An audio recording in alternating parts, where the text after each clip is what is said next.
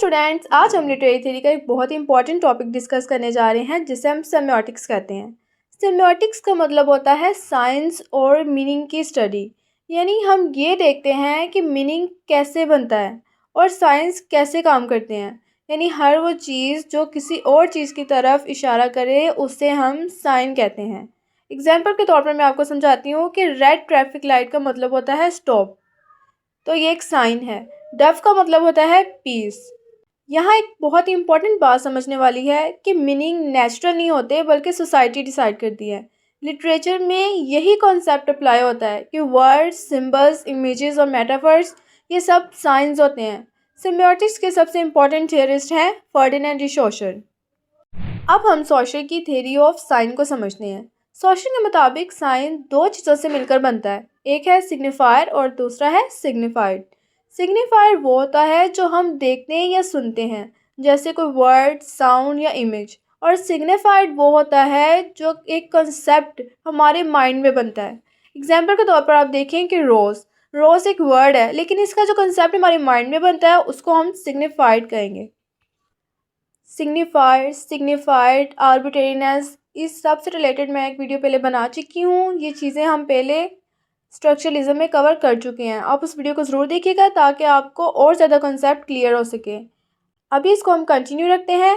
अब एक और इम्पॉर्टेंट बात है, इसमें साइंस का रिलेशनशिप आर्बिट्रेरी होता है, यानी मीनिंग फिक्स्ड नहीं होते। सोशल ने दो और टर्म्स दी हैं, लैंग और पेरोल। अब लैंग का मतलब होता है लैंग्वेज का सिस्टम और पेरोल का मतलब होता है इंडिविजुअल स्पीच या राइटर का स्टाइल।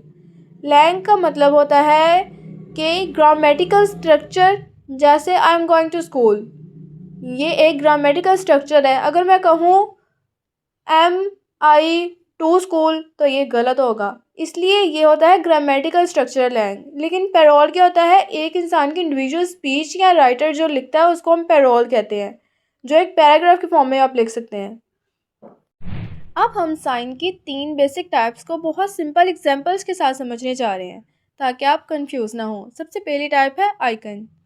आइकन वो साइन होता है जो बिल्कुल अपनी चीज़ जैसा लगता है, जैसे कि फोटोग्राफ।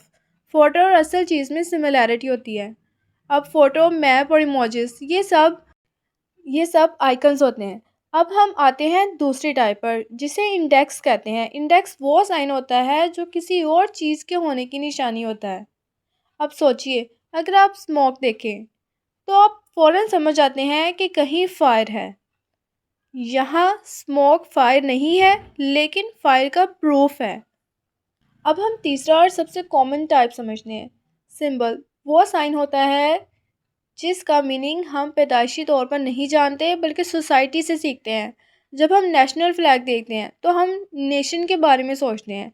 फ्लैग और नेशन का कोई नेचुरल रिलेशन तो नहीं है ना, ये सोसाइटी ने डिसाइड किया होता है। अब लिटरेचर में चेन्स स्लेवरी की सिंबल होती हैं, लाइट होप की और डार्कनेस इविल की। अब मैं इसको एक रिपीट करने लगी हूँ कि आइकन होता है रिजेम्बलेंस, इंडेक्स होता है प्रूफ और सिंबल होता है जो हम कल्चर से सीखते हैं। आइकन जैसा दिखता है, इंडेक्स निशानी होती है किसी चीज़ की, और सिंबल का मतलब होता है जो हम सोसाइटी से सीखते हैं। अब हम रोलैंड बार्थ्स के आइडियाज़ डिस्कस करते हैं। बार्थ्स के मुताबिक मीनिंग के दो लेवल्स होते हैं। पहला लेवल है डेनोटेशन यानी लिटरल मीनिंग, और दूसरा लेवल है कॉनोटेशन यानी हिडन या कल्चरल मीनिंग। एग्जाम्पल के तौर पर स्नेक को देखें। डेनोटेशन में स्नेक एक एनिमल है, लेकिन कॉनोटेशन में स्नेक इविल, बेट्रियल या डेंजर को रिप्रेजेंट करता है। बार्थ्स ने एक और इम्पॉर्टेंट कंसेप्ट दिया है, मिथ। अब मिथ असल में कल्चरल स्टोरीज होती हैं, आइडियोलॉजी को प्रमोट करती हैं, जैसे वाइट कलर को प्योरिटी से लिंक करना, हीरो को ब्रेवरी से। अब लिटरेचर का काम सिर्फ मिस को रिपीट करना नहीं होता, बल्कि अक्सर लिटरेचर मिस को चैलेंज भी करती है। अब हम देखते हैं कि सेमियोटिक्स लिटरेचर में कैसे काम करती है। लिटरेरी टेक्स्ट में मीनिंग इन चीज़ों के ज़रिए बनती हैं।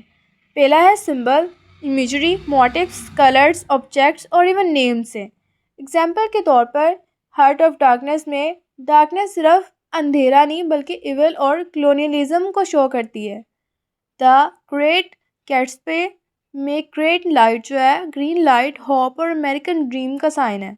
अब सेमियोटिक्स के मुताबिक मीनिंग फिक्स्ड नहीं होते। रीडर अपनी कल्चर और कॉन्टेक्स्ट के मुताबिक मीनिंग बनाता है। अब इस थ्योरी की स्ट्रेंथ ये है कि ये डीप एनालिसिस अलाउ करती है, लेकिन लिमिटेशन ये है कि कभी कभी ओवर इंटरप्रिटेशन हो जाती है। कंक्लूजन में हम कह सकते हैं कि सेमियोटिक्स एक लिटरेरी थ्योरी है जो ये स्टडी करती है कि मीनिंग साइंस, सिंबल्स और कल्चरल कोड्स के ज़रिए कैसे प्रोड्यूस होते हैं। Semiotic studies how meaning is produced through science, symbols and cultural codes. तो ये थी सेमियोटिक्स की थ्योरी। अगर आपको ये वीडियो पसंद आई हो तो लाइक, शेयर और सब्सक्राइब ज़रूर कीजिएगा और कमेंट्स करके मुझे ज़रूर बताइएगा कि आपको ये वीडियो कैसी लगी।